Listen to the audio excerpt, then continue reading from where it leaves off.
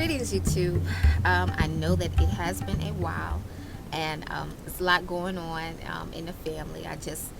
My husband and I just gave birth to our third son, so that makes 3 boys between us and 5 boys in the family.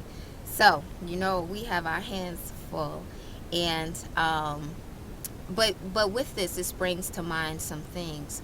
As a mother of boys, as a mother of male children, um, and as a mother, just as a mother in general, we look at the world and the society that we're living in, and we always want a better place for our children.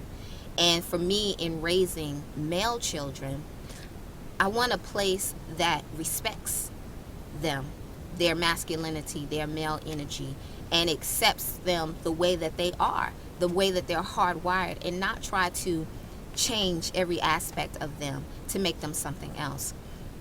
And I'm saying that to address this idea of there being a disrespect of male culture, and that we really have to get to a place where we understand and respect male culture. In a society, we're trying to create a genderless society, and the idea of this is supposed to be so that there's respect. But in actuality, it does the opposite. When we don't accept and acknowledge differences that people have, we actually are disrespecting them. We're disrespecting what they bring to the table. We're disrespecting who they are. It's like when you find people, when you get these race and ethnicity discussions that come up, and the person says, "Oh, I don't even see color," and like, how can you not see color? Unless you are physically blind, we all see color. Even a newborn baby, even a 2-year-old can acknowledge the difference, of colors of people, And so when a person says that, when a person says that they don't see color, they may not be intending something negative or disrespectful, but in actuality, that's what it does. It says, I don't see you. I don't see that you're different. I don't see that you're different from me. So I'm just going to say that I don't even see color. But you have, in fact, disrespected that person because you have not acknowledged that they may be unlike you, And so we get into that same concept, or it is the same concept when you're talking about men and women. When we say, oh, men and women are basically the same. And when we don't acknowledge that they're different, we disrespect women, and we disrespect men when we don't acknowledge that there are differences. And science, when we get into the science, we see the differences, not just physically. The differences also go into, that's physical as well, but it goes into our brains. Even the way we process information is different. The way our brains are wired, the way we approach situations and emotionally is different. A male does not respond to situations the same way that a woman does, and vice versa. So getting back to a place where we respect that. And, as a mother of male children, I want to see us growing into a world that can acknowledge those differences and respect those differences, but not hinder anyone because of those differences, to acknowledge that we all can bring things to the table. I was thinking about this an interview that I heard some time ago, and a woman was talking about how, and she speaks to a lot of people, but this is kind of her perspective on it, and it concerned me. And she was speaking about how there must have been a function or something going on at her home, and the males, the men and the boys, they were playing like football and sports and things in the house from room to room to room, got a full game going on. And the girls were just playing with toys and dolls and building full communities and things like that, which is what was said. And okay, fine, I will admit it, I would not be cool with the guys playing football in my house. I mean, I wouldn't be cool with that. I don't think any female really would be okay with that. But her conclusion for it is what I would take issue with, because the conclusion was that there was a problem. There's something inherently wrong with men playing, with men playing sports. The idea of sports and play for men, what we have to understand is that in many cultures, sports were created by men, for the purpose of, during peacetime, keeping those men agile, keeping their muscles working.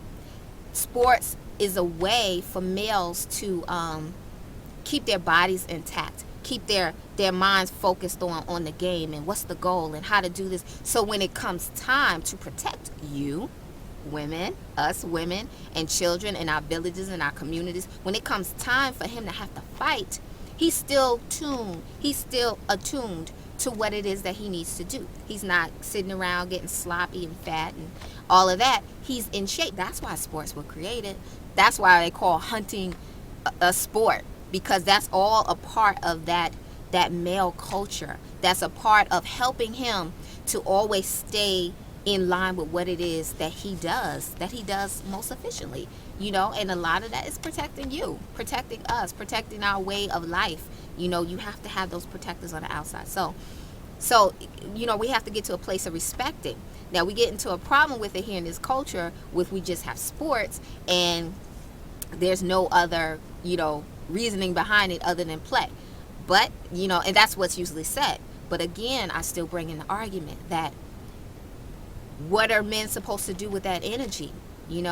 Research has shown that men are naturally more assertive, naturally more aggressive. They are wired that way. They want to control and dominate. That's a natural part of that male energy, unless it's forced out of him, typically by the mother, unless it's forced out of him from an early age and stage. You have differences, everybody's different. They have their things going on, but this is generally what we see from culture to culture, male to male. This is generally what we see. So they get involved in sports, and that's a way of them letting that energy and that aggressiveness out.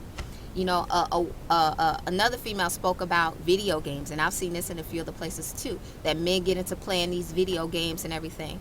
And we wonder why are these guys playing these games? And I even used to have an issue about it until I looked at it from a different perspective, and I was enlightened about it. That's one of the few places that women have not tried to take over. Look at everything that men do. Women have put their hands in there and tried to be a part of it. We have in the schools with Title IX, where women and females are part of it. In my high school, there was a female who was a part of the football team. She couldn't play football on the team, but she was a part of the team. She couldn't get out there and run and be tackled, but she was on the team. You see what I'm saying? So where can men go that women have not or are not trying to become a part of it? I remember when I was trying to sign my son up for the Boy Scouts, well, really the Cub Scouts. And when I went there to the meeting, it was mostly women there in those positions and taking over the smaller little Cub groups. And so there were some other reasons why I decided not to put him in it at that point in time. But that was a big part of it. I didn't want another environment where my son was going to be, again, dominated by a woman. The purpose of him being a part of that male culture group was for him to bond and spend time with other little boys and another man, for him to learn more aspects of manhood, basically. So, and the father plays one role, but in society, and in societies at large and in many cultures, other men in the community also play those roles in teaching to raise up our sons, the same way it's supposed to happen for our daughters. Any culture, and in almost every culture, even here in the United States, at one point in time, when a boy was about 7 years old or so, he was no longer strictly under the care of his mother. He would then, at that point, in traditional societies, he would then at that point be taken over by the males in that culture, and he would be taught and groomed and learned in what it means to be a man in his society, and the types of responsibilities and the type of role that he's supposed to play out in his society. And the same thing will happen with young ladies, because the truth is, if mom continues to take the forefront and the main role of raising those young men, she's going to raise him the way that she thinks a male is supposed to be, and not necessarily the way that he ought to be. As I said, we cannot assume that we intrinsically know what masculinity is and how men think and how they grow and what they feel inside just because we've given birth to them. That's it. Again, this is coming from that perspective of mothering, and trying to help to create a society and a community that would respect all of our children, our male children and our female children. And I'm focusing here on the male children. So that's it for now. And I'll be doing some writings on this at a later point in time, but I'll keep you abreast with that. Until then, peace.